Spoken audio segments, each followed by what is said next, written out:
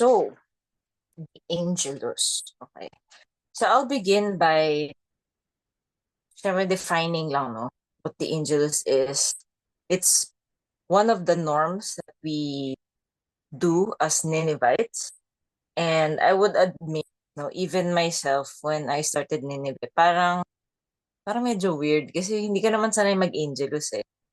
Maybe when we were in school or especially if we studied in a Catholic school, talagang this is required.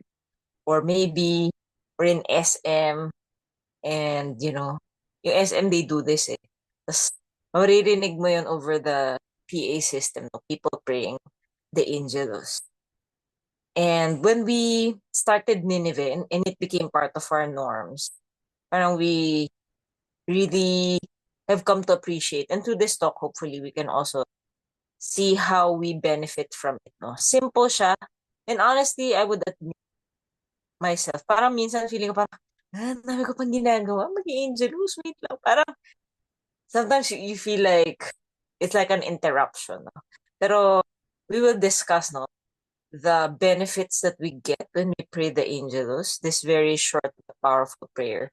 And hopefully will inspire us to do it with more fervor and also get others to pray. Okay, so what is the Angelus? Of course, it comes from the Latin word angelus, which means angel. And we know, no, looking at the prayer and what we say, it really takes, um, parang, you would say it's a very scriptural prayer. It's a very Bible-based prayer. Kasi it really delves into the Annunciation. No? So, that scene na Angel Gabriel comes and visits Our Lady, we remember that, no? At 6 a.m., noon, and then 6 p.m. So it's actually made up of three antiphons. If you will look at it, no? Yung three antiphons, yun nga, yung the angel of the Lord declared unto Mary, di ba? And she conceived by the power of the Holy Spirit. Tapos Hail Mary. Tapos, um, Ecce Ancilia Domini. So, behold the handmaid of the Lord. Be it done unto me according to thy word. No? So yun yung three parang main scenes that we remember in the Angelus. And yung history nito actually, it started lang na 6 p.m. and it was marked by yung the bells that ring during Compline. So yung Compline, if you guys do the Liturgy of the Hours, ito yung last prayer for the day ng monks, no, those in the monastery. So before, like in Europe, yung mga rustic setting na parang nasa probinsya sila, tapos maririnig nila from maybe far off, like on top of a hill or someplace, marinig nila yung bells ng monastery magsa-sound. Or maybe the canons of their local church. So the canons are like it's a special title, I think, na binibigay sa mga religious who are assigned to pray the liturgy of the hours. No? So parang special role. Yun. So, syempre in a way, yung mga lay people, they were required or expected to pray the liturgy of the hours. So wala pa mga apps noon. People were not really literate. They weren't expected to really pray like the Lauds, the Compline, Prime, may mga ganon, Terce. So, magre-ring yung bell and people would know na, nagpe-pray na yung mga monks. So, kumbaga sila, they would, um, parang, naging practice din na, they would say three Hail Marys. Kumbaga parang sabayan yung mga monks kasi yun lang yung alam nila. Okay, so, sabi, parang in the 11th century, or mga 1282 or thereabouts, parang the Franciscan monks were really known to pray three Hail Marys din to remember like the resurrection. Iba pa no sa Franciscans. Resurrection, the suffering of our Lord, and His preaching at night, no? And then parang shortly din after Saint Bonaventure, So if you know him, he's also like a very Marian saint. He started to exhort the lay people to follow the Franciscans na mag-pray ng 3 Hail Marys during Compline, which is 6 p.m. And nag-evolve siya, parang like in the 15th century, ganyan, to the current form that we know, na may mga nag-insert ng prayer. So this happened really organically. Walang parang committee na pinatawag or I don't know, synod. Pero it's just like the sense of the faithful, no? To live out their faith. So, yung present form niya, yun na, naging may mga parts from the Annunciation, tapos may Hail Mary, and then eventually, it became standard practice to do the Angelus or to pray the Angelus thrice a day. No? So, naging, ano na, hindi lang 6 p.m., pero 6 a.m., noon, and then 6 p.m. Okay, so, um, the Angelus technically is the ringing of the bell. No? Pero, syempre yun, parang, nag-evolve na nga siya to the prayer that we know now. Okay, so even the Angelus, if you think about it, it's so simple and maybe we can take it for granted. Pero just meditating on the three antiphons, parang pwede ka na mag-mental prayer. Just thinking about it, di ba? Yung, dun pa lang sa be it done unto me according to thy word. Behold the handmaid of the Lord. Parang, wow. To say you're a handmaid or a handmaiden, parang in Jewish culture, parang ito talaga yung dakilang alalay. Yung parang in effect, Our Lady saying, parang, I have nothing else to do but my master's will. No? So, our Lord in His wisdom, can you imagine, no? Our Lord really wants to give honor to Our Lady na in a way He inspired the church to have this tradition, the Angelus, to commemorate her, yes, thrice a day. Yung mass nga, ano lang once a day lang tayo pupunta. I mean, well, you could go several times like the saints. No? Pero, yeah, usually once a day. Pero, Angelus thrice. So, that's how he honors Our Lady. And we would be wise to actually do the same. No? So, there's a reason for that. No?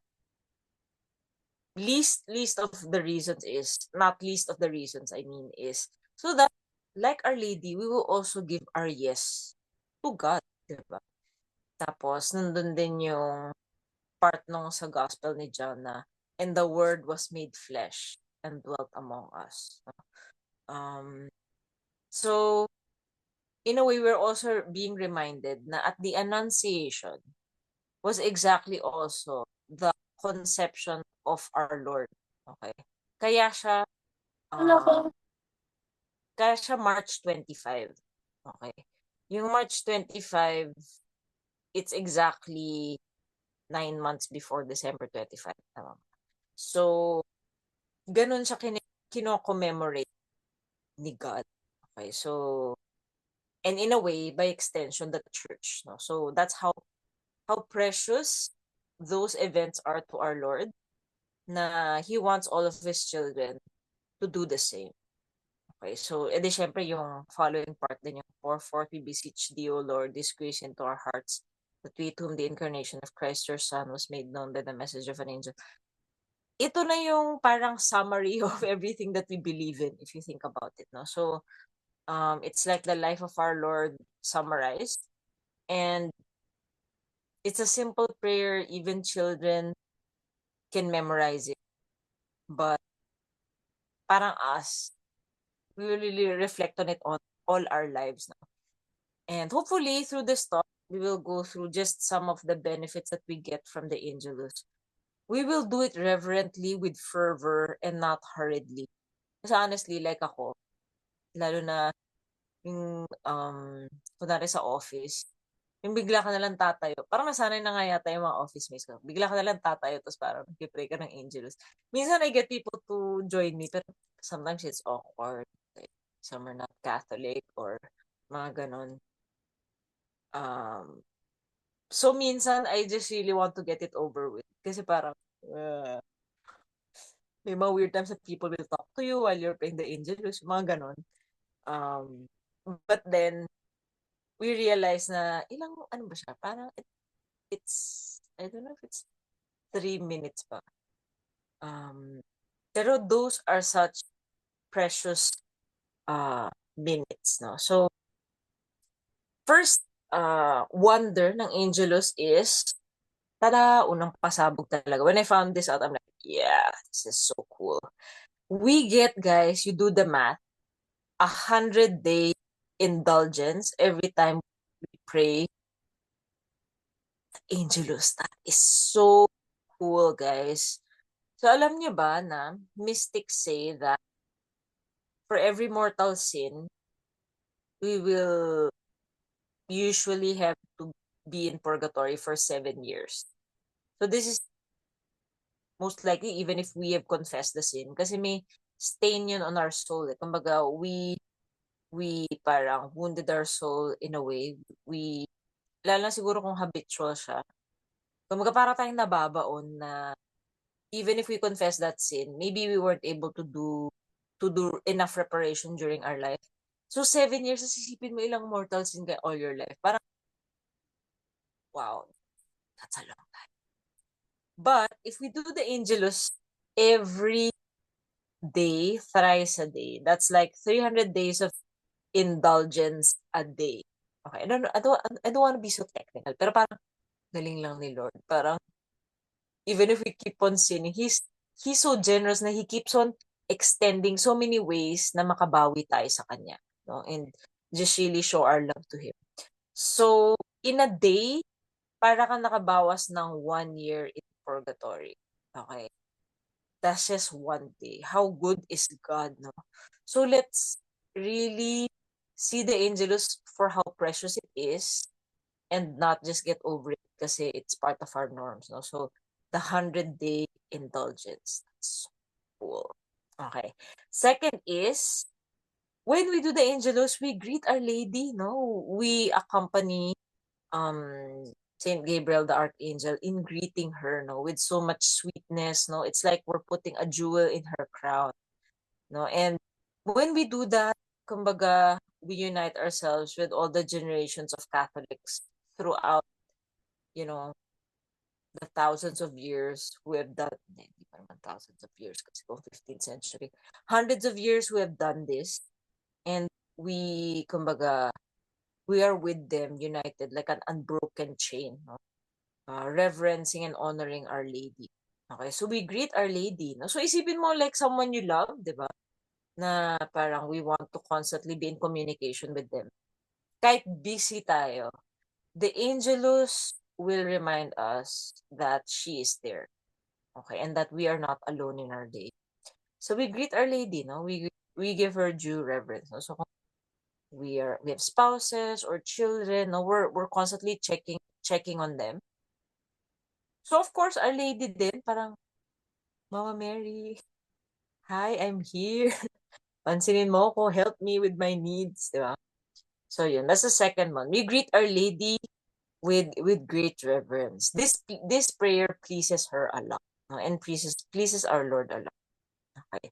Number 3 is, it's the best way to quote unquote interrupt our day and our so many tasks.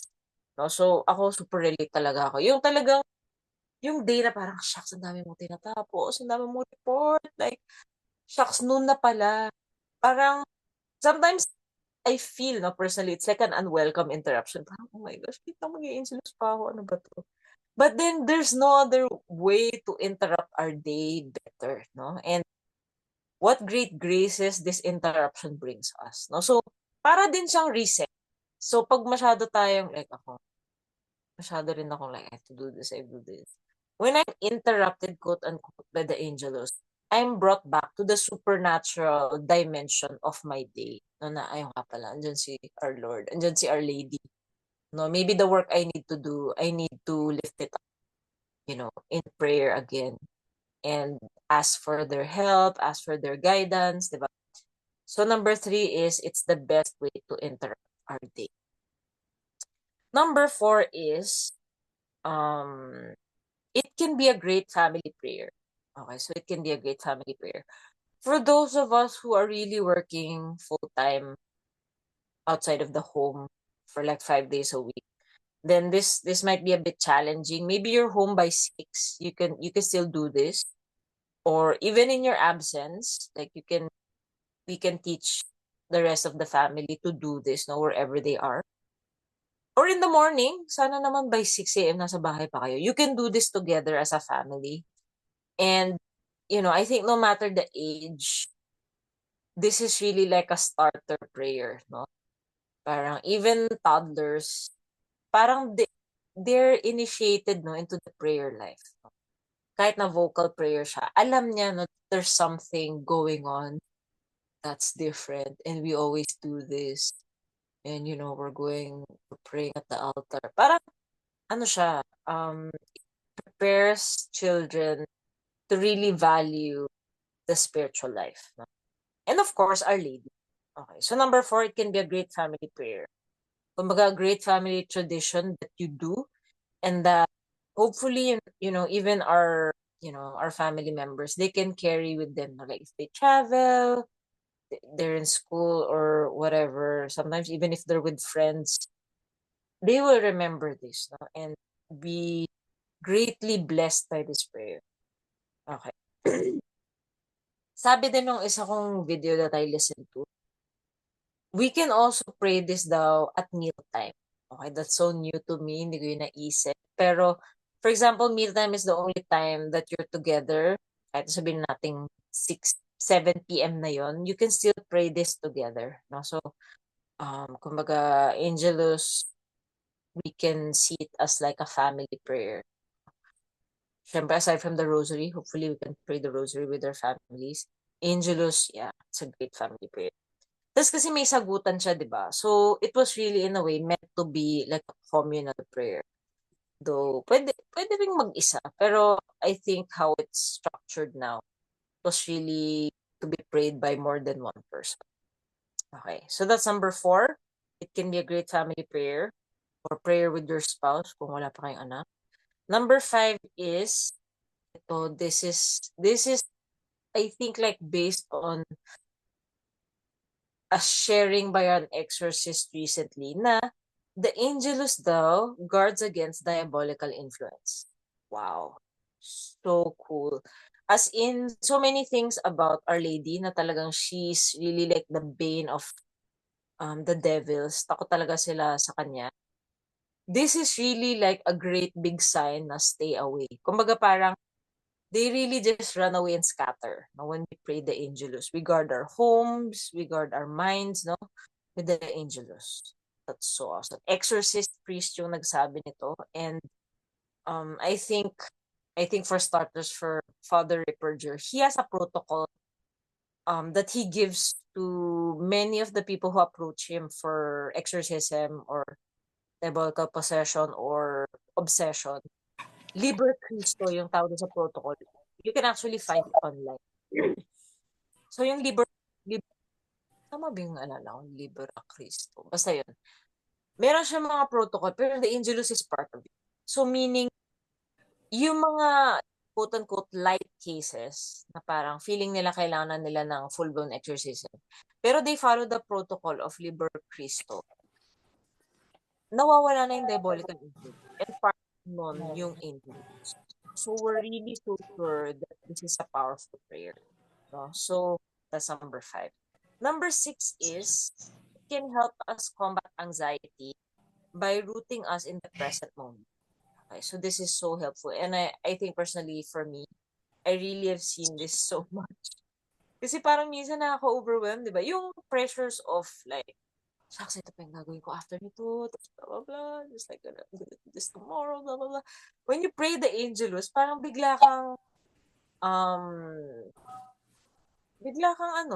mababalik sa katinoan. I mean, bigla kang mababalik dun sa what is what is it that you have to deal now? Like without thinking about or worrying about other stuff. No? So it helps us combat anxiety by rooting us in the present moment. So very beautiful, very practical, and it's not even 5 minutes. Okay, so ang galing. Sabi nga ni Saint Catherine of Siena, and I really like this quote, no? It applies really to us, and it's a good reminder. She said, "For the servant of God, every place is the right place, and every time is the right time." So, for a servant of God, every place is the right place, and every time is the right time. Kumbaga parang when you do the Angelus, biglang wala na pala akong wino-worry. Kasi parang everything is just here. I mean, nafo-focus ako dun sa ano ba muna dapat without getting ahead of myself. So, yun yun. Yun yung number 6. Number 7 is, it gives us peace. No? And helps us trust God. Okay, so just practically speaking, when you remember na, oh nga, Our Lady, she said yes. You know, she gave her fiat. She was like, let it be done unto me. Parang minsan yung nangyayari sa day natin na parang, I don't want this to be done to me. I'm not your handmaiden.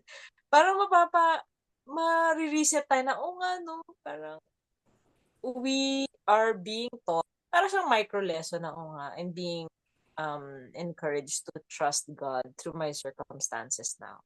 So whatever it is that we're going through in a day, para maalala natin, no, si Our Lady, who is the great example of surrendering to God, na everything is in its right place. Just trust in God. Okay. And kumbaga, we are also helped to give our own fiat. No? So parang isipin natin, oh, si Mama Mary nga parang she said yes to be the mother of God, even under the pain of death. 'Di ba? Yung alam niya yung consequences nun. She could be stoned to death, no? Kasi um she would get pregnant tapos di pa siya kasal, 'di ba? She was betrothed. Pero parang they weren't living together ni Saint Joseph yet. So parang ang daming complications. Tapos ikaw, okay, report lang na to ang inaayos ko. Why can't I give my fiat, 'di ba? So we are reminded na trust God, no? And be at peace. Okay, so yun yung number 7. So that's it. We ended with a nice scriptural number 7. No? So yun yung 7 benefits. Ulitin lang natin. Number 1 is we get a 100-day indulgence with the Angelus. Number 2 is Ooh. a great way to greet Our Lady, with reverence, with sweetness, no, with fervor. Number 3, it's the best way to interrupt our day. It resets us. Okay. For like a supernatural perspective. Number 4 is it can be a great family prayer, or personal prayer if you're single and don't live with anyone. Number 5 is it guards against diabolical influence. Number 6 is it helps us combat anxiety by rooting us in the present. And number 7 is it gives us peace and helps us trust in God. Okay. So that's it. This is just like a short exhortation then for us to recommit to this norm, no? Na baka na-overlook natin or hindi natin masyado nabavalue kasi ano ba naman yung Angelus, diba? Parang feeling natin baka parang tayong student na, okay, kailangan ko mag-Angelus. Para ako nasa Catholic school ulit. It's so powerful, no? And it's like so short but so powerful. So, that's it. Our question for sharing lang is, how reverently have I been praying the Angelus? Um, And yung second question natin is any sharing about the Marian consecration on that we've been doing. Okay, so that's it. See if I can do it. I will just stick with recording.